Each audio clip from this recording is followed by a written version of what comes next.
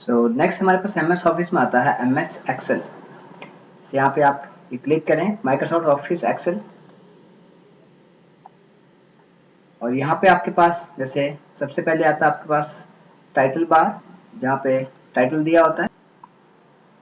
Then हमारे पास आता है मेन्यू बार, जहाँ पे मेन्यूज दिए होते हैं। मेन्यू के बाद आता है हमारे पास मेन्यू आइटम्स। देन हमारे पास आती है ये फॉर्मूला बार। देन हमारे पास ये आती हैं ये कॉलम्स हेडिंग्स आती हैं, और then these are row headings. Columns headings and row headings, इन्हें कॉलम्स कहते हैं, इन्हें हेडिंग्स कहते हैं। और ये हमारे पास है एक शीट, ऐसी दो, ये हमारे पास रोज एंड कॉलम्स शीट पूरी। देन हमारे पास यहाँ पे आती है जैसे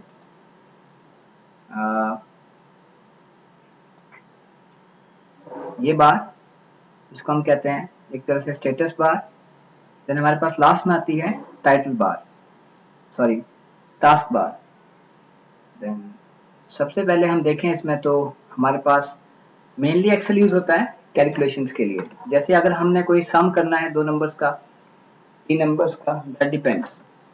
मैंने यहाँ पे लिखे कोई दो नंबर्स, जैसे ये इक्वल टू, ध्यान रखें इन्हें कोई भी फंक्शन जो है वो एक्सेल में स्टार्ट होता है by using equal to. So equal to sum, bracket start करनी है आपने, और आपने उसकी रेंज सेलेक्ट करनी है by using left click of the mouse, and ये बंद कर दिया एंड एंटर। तो आपके पास ये व्यू आ गया। सम हो गया 68। जैसे ये सम आपने यहाँ किया, आप चाहें तो उसका सम जहां मर्जी कर सकते हैं। आपने एच लिखा फिर यू लिखा, आपके पास ये सम फंक्शन आ गया। आप इस पे डबल क्लिक करेंगे तो ये फंक्शन आपको रेडी हो जाएगा। अगर आप चाहते हैं इन तीनों वैल्यूज का सम करना है तो आप ये भी कर सकते हैं। देन अगर आपके पास जो वैल्यूज हैं वो रैंडम पड़ी हुई हैं, जैसे यहाँ पे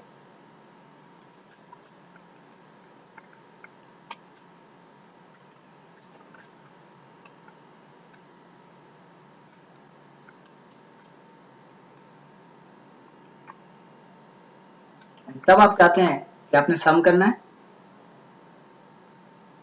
इक्वल टू सम।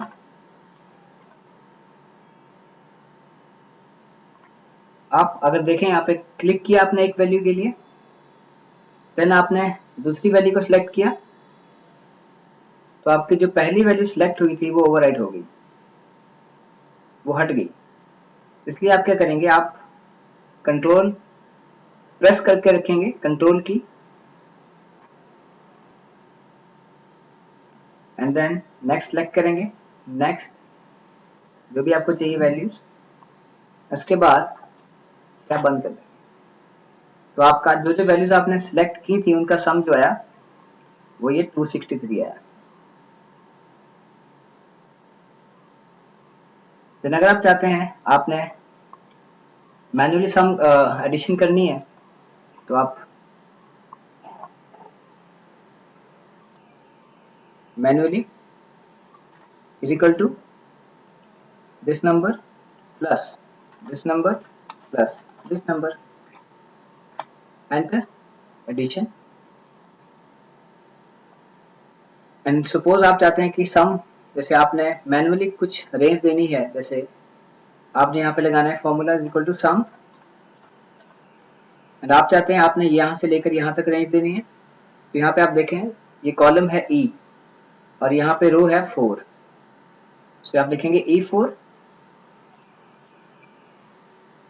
ये कॉलम लिखेंगे, एंड देन कहाँ तक है 68 तक, तो आप यहाँ पे देंगे सपोज जैसे E एंड देन 6, अगर आपके पास माउस नहीं है तो।